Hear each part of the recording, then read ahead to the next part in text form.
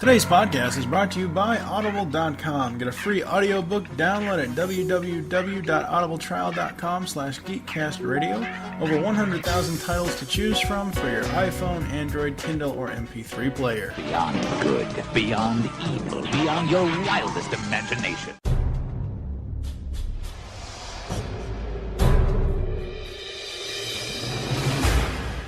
Half the forest is gone. Their land has been developed. These humans don't want us around. Run! Their survival is at stake. What do we do for food? That's easy. I know where the food is. Right over that hedge. And the most important decision they'll have to make We want nothing to do with anything that's over that hedge. is who to follow. The eyes have it. Let's ride. Welcome to paradise. So he can do a couple of tricks, not like he can walk on water. Hey, everybody!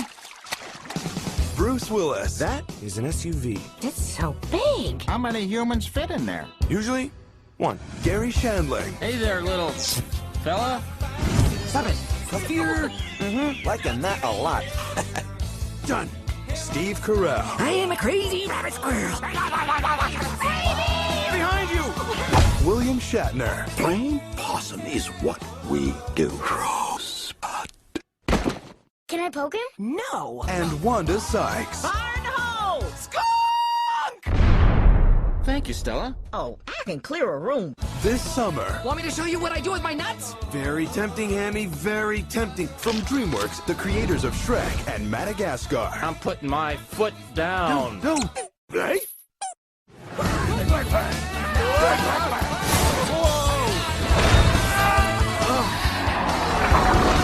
Oh, boy. Over the hedge.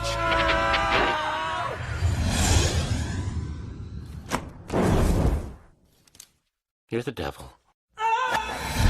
Hello and welcome to episode 43 of ToonCast Beyond, brought to you by the Geekcaster Radio Network and Audible.com. I am your host, Steve Joe Mike, and joining me once again is Steve Megatron. Hello. Hello.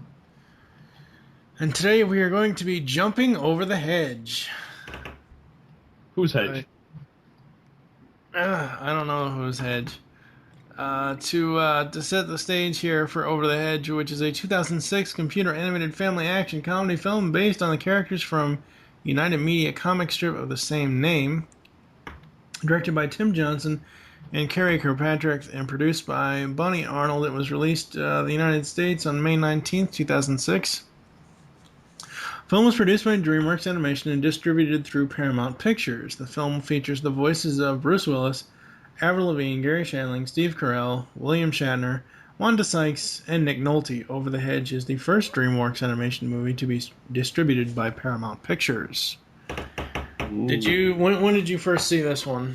I saw it around the time it came out. Actually, I think I did see it in theater. I know I did not see this in theater. I didn't pay, so I didn't see it. Somebody else paid. I went along. We know. But we know. That was a long time ago, dude. Right. I think it was the ones that paid. But this movie was actually pretty funny. I found myself enjoying this, especially because of the voice cast. Yeah. So, and no, Steve Carell's not like incredibly stupid in this movie or boring or whatever, but he wasn't Get Smart in every other film he's ever done. Yeah, he plays a psychotic squirrel that lost his nuts. I want to see. And they give him an energy drink at one point, and he's faster than the Flash. He makes everyone seem like they're in slow motion. Oh my god! It was, and they did this whole scene where everybody else is like barely moving, and he's just like, meow. I want to see this this deranged squirrel go up against Twitchy on Coffee, Twitchy from Hoodwinked, because oh my god, that would be so funny to see the two of them go at it on like a downhill race or something. That would be so hilarious. I did not see this movie in theaters. I did not see this movie until about um, a week or so ago. Wow. Way to jump on the bandwagon. I caught it. It was on. It was on Cartoon Network, and I liked it. I thought it was pretty cool. Um, Before you fell asleep? huh? What? Shut up. I don't know what you're talking about. I don't remember much. Yes, that's right. I'm an old man, damn it. But no. Yes, I did. I will admit, since Steve throws me under the bus as usual. Hey, you throw me under the bus all the time. You buried me in the backyard. Yes, party fucker. Um, uh, but yes, I made it through about 45 minutes into this movie, and I fell asleep. It wasn't because of the movie; it was because I was tired. What I did see of the movie, I really did like. It was very, very cool. Having gone back and found it online and stuff like that, and having rewatched it since then, I do like it. It's got a very good plot. It's got an amazing voice cast.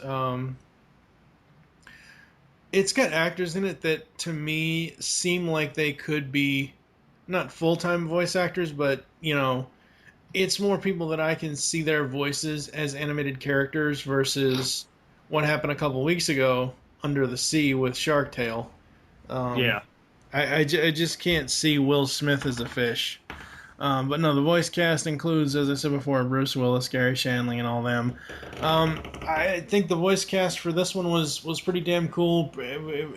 It's cool because just seeing the different animals that they are, like you said before, Steve Carell, who has every time I see one of his movies, he seems to be playing a deranged character. And having him as a deranged squirrel kind of makes sense. Oh, it fit perfectly. Yeah. But no, the voice cast is amazing. I absolutely love the voice cast. Any thoughts on the voice cast for this one? Um, I, I really loved the voice cast for this film. They were not only action stars like Bruce Willis. I mean, and you had other people, but I mean, there were a lot of well knowns in here. I mean, you had Wanda Sykes, you had Catherine O'Hara, Eugene Levy, Nick Nolte, Shatner, Willis, obviously, Carell and a bunch of other people, but you have all these famous people in here playing these parts, and they fit their roles to a T. Oh yeah. And I just, even as far as the, exterminator, Thomas Hayden Church playing that, the nonchalant, well, we'll get him, kind of guy. So, I mean, it was just the way that everybody was portrayed in this film was great. Yeah, I agree. The overall plot here is after RJ, a starving raccoon, fails to get snacks from a vending machine, he becomes so desperate that he tries to raid a large food cache belonging to Vincent, a hibernating black bear. However, while trying to finish by stealing a can of Spuddies, potato chips, he wakes Vincent and loses both the food and the red wagon that it is on when the truck runs it over. Hastily, he promises to replace everything by the time Vincent reawakens in a week. Meanwhile, a group of forest animals led by Vern, the box turtle, emerge from hibernation to find their food cache is nearly empty. They begin foraging but find a large hedge blocking their way. Vern investigates, discovering a human residential community which confuses and frightens him. RJ, who sees the entire commotion, convinces the other animals it's easier to raid the humans' garbage for food rather than forage for it, and they manage to get enough food to keep them from starving. That's the general plot, and just to kind of close it out, back at the forest, Vern tells RJ that if he'd explained what he was trying to do in the first place, the others would have helped because that's what families do, and welcomes him back to the family. The animals also find that while Hammy was in his caffeine-charged state, he had refilled their food cache with nuts to satisfy them for the year. In a post-credit scene, the animals go to the vending machine seen in the beginning of the film and cause every product to fall to the access bin. However, the amount of snacks prevents the access door from opening, prompting Hemi to remark that this is kind of anticlimactic. I didn't see that part. Apparently it's a post-credit scene. So I guess DreamWorks is the ones that really kind of started, the whole.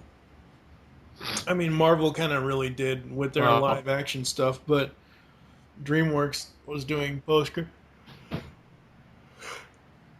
post-credit scenes as well. So. Well, Disney actually started a lot of it. Pirates. Yeah, I guess.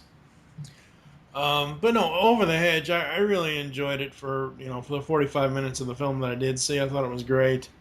As far as the box office, the film was screened out of competition at the 2006 Cannes Film Festival. On opening weekend, the film was in second place to the Da Vinci Code, but its gross of $38,457,000 did not quite live up to DreamWorks Animation's other titles released over the past few years. The film had a per-theater average of $9,474 from 4,059 theaters. In its second weekend, the film dropped 30% to $27 million for 6,612 average from expanded 4,093 theaters. Finishing third behind X-Men. Oh god, it finished third behind X-Men: The Last Stand. Wow. And the Da Vinci Code. Since it was Memorial Day weekend, the film grossed a total of $35,322,000 and change over the 4-day weekend, resulting in only an 8% slide. Hey. Oh, wow. Wait a second. Let's see. The film closed on September 4, 2006 after 112 days of release, grossing $155 million domestically, along with $180 million overseas, for a worldwide total of $336 million. So, for a film that was produced on an $80 million budget, $336 million, yeah, it was a commercial success, I would say. Oh, yeah. Yeah. As far as some critical response, critical reaction was mostly positive, with the film being rated 74% certified fresh on Rotten Tomatoes. Let's see if Over the Hedges, let's see. I'm trying to see if Roger Ebert has anything to say about it. I'm not seeing his name on here, so that's good. Yeah, overall, people really love this film. I enjoyed it. I thought it was great. I know you enjoyed it. I would probably give this one a low 3, high 4. As far as the rating goes, if it is on Netflix, check it out. I don't know if it is. I don't know if any DreamWorks films are on Netflix. I don't think any of them are at this point. I don't see why not. I mean, they can make that deal. It would still get them a lot of money. Yeah, I'm not getting into the Netflix debate. Yeah. What about you? Rating? I'd give it a low 4. Yeah, I can agree with that. Let's see. A short film titled Hemi's Boomerang Adventure was released with the DVD. Over the Hedge was released on DVD in October 17, 2006. It was the first DreamWorks animation movie not to be released on VHS. Well, of course, by 2006, VHS was either already dead or on its way out. Pretty much. Anybody that owned a VHS at that time was kind of a loser. So that entire closet of VHS tapes you have. Yes, we're talking about you. I didn't own any VHSs in 2006. I didn't either. I sold them all before that to coworkers. Right. Sure you did. I have a DVD collection of 1,400 strong. How say you? I say we go to commercial break. Alrighty then. You asshat.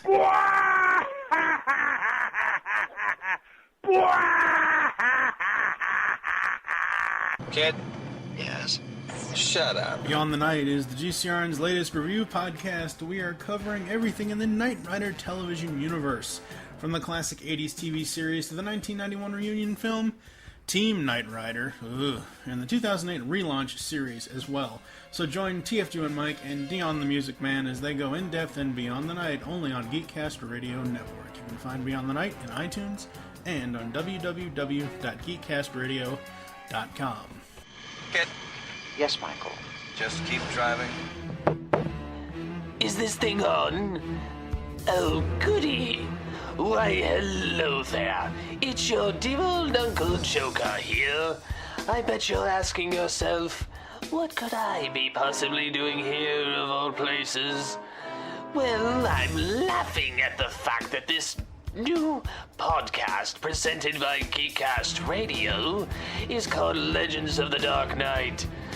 Who the heck knew the Bat was so popular? Ugh. Join Steve, Mike, and sometimes Tara for reviews on the greatest DC animated universe cartoon to ever meet Gotham City.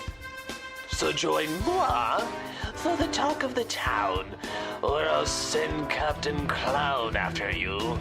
He gets mighty angry when he doesn't get to have his garbage skull.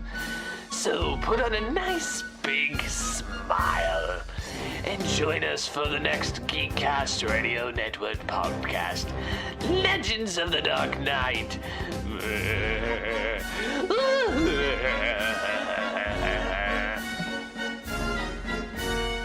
Hey, Chuck. Hey, what's up, Ryan? You know how we talked about doing a podcast? Well, I have some ideas run past you. Yeah, what do you got? I thought we should base it on comics. Well, there's thousands of podcasts about comics. You kind of want to narrow it down a bit. Well, what about Star Wars? Still, there's a ton of those out there. What else you got? We could always do G.I. Joe comics. There's still a ton of those out there. What about the 80s franchises? There's already a few of those as well. Then let's forget about comics. Let's focus on toys and action figures. Dude, then we're back to thousands of podcasts. Well, is anyone covering all those things I mentioned in one podcast? No one would be crazy enough to do that. Then that's what we'll do. Are you serious? Yep. Come and listen to Star Joe's podcast. You can find us at starjoes.com or find us on iTunes. Yeah, we cover comics, TV shows, and movies based on Star Wars, G.I. Joe, and all your 80s favorite franchises. And don't forget about the toys. How can we forget about the toys? We also do toy reviews to help you decide what to add to your collection. So come listen to Star Joe's, where we hold nothing back, provide quality entertainment, and remember, the Force will be with you. Because knowing us is half the battle. Yo, Joe! Hey, I'm Gary. I'm Mike. I'm Chuck. And I'm Justin. Join the four of us every week on the internet's #1 and longest-running G.I. Joe podcast, What's on Joe Mind? It's Joe news, reviews, and interviews like you've never heard them before, delivered right to your MP3 player. Our guests include Jason Marsden, Kevin Michael Richardson, and Matt Yang King from G.I. Joe Renegades, Larry Hama, Robert Atkins, and John Barber from IDW Publishing, and many more from around the online Joe community. Yeah, it's guys talking about Joe. Think of it as Joe Talk meets Sports Talk. And we make fun of Chuck. Right, and we, hey, again? Come on, Chuck. We're just kidding, kinda. Sometimes Chuck makes fun of himself. Right, and we, okay, seriously, this is just getting ridiculous now. It's What's on Joe Mind, every week on the GeekCast Radio Network, InsidePulse.com, Stitcher Smart Radio, and iTunes. Download and listen today. I suppose I still can't say something about Transformers, can I? Good. No. What about sports? That sounds good. Yeah, that's all right.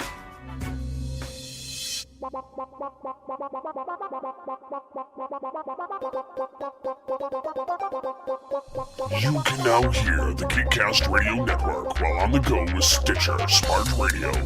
Stitcher is a free use and talk mobile app available for your smartphone. And when you download Stitcher to hear GeekCast Radio, you'll have a chance to win money. Downloading is quick and easy. Just find Stitcher in the App Store. During registration, hit the promo code box and enter GeekCast Radio, all one word, to get automatically entered to win $100. The latest episodes of the shows will be waiting for you in your favorites. You'll get access to lots of other amazing shows too. Always available to you on demand, no syncing. It's Stitcher Smart Radio. Don't forget to enter promo code GeekCast Radio when you register. For you, the listeners of ToonCast Beyond, Audible is offering a free audiobook download with a free 30-day trial to give you the opportunity to check out their service. Use audibletrial.com/geekcastradio. Final thoughts on Over the Hedge? I would definitely recommend seeing this movie. It's really funny. It's a good kids film, and it's got adult humor in it as well. So I would definitely say that you have to see this. Yeah, and I agree. It, from what I did see of it, I did really enjoy it. I do want to go back and actually revisit it. And I think it's a decent plot. I mean, it's essentially one woodland animal who screwed up and has to, repent. Yeah, essentially, yes. He has to get friends. Yes. Is there a raccoon book or something? It's a bad Facebook joke. Oh, good lord. Thank you for joining us here on ToonCast Beyond. There's so ways to get in contact with us to leave feedback for the show. Visit the website, geekcastradio.com. You can comment on each and every post. Send us email, feedback at geekcastradio.com. Leave the show's feedback in iTunes. Please do this. Follow us on Twitter. The show name there is ToonCast Beyond. And, of course, you can also follow the network Twitter at Geekcast Radio for all the updates. Mine is TFG and Mike. What is your Twitter? SCP-21. Become a fan on Facebook. Go to facebook.com/Geekcast Radio Network. Call the voicemail line. Tell us the show you're leaving the message for and your name. 502-526-5821. We hope you enjoyed this episode of ToonCast Beyond and wish you'll join us next time. We're continuing on in the season of DreamWorks with Kung Fu Panda. Hong Kong Fooey. No. Hong Kong Fooey would kick Kung Fu Panda's ass. Exactly. For now, I am TFG and Mike with Steve Megatron Phillips. Tune in next week.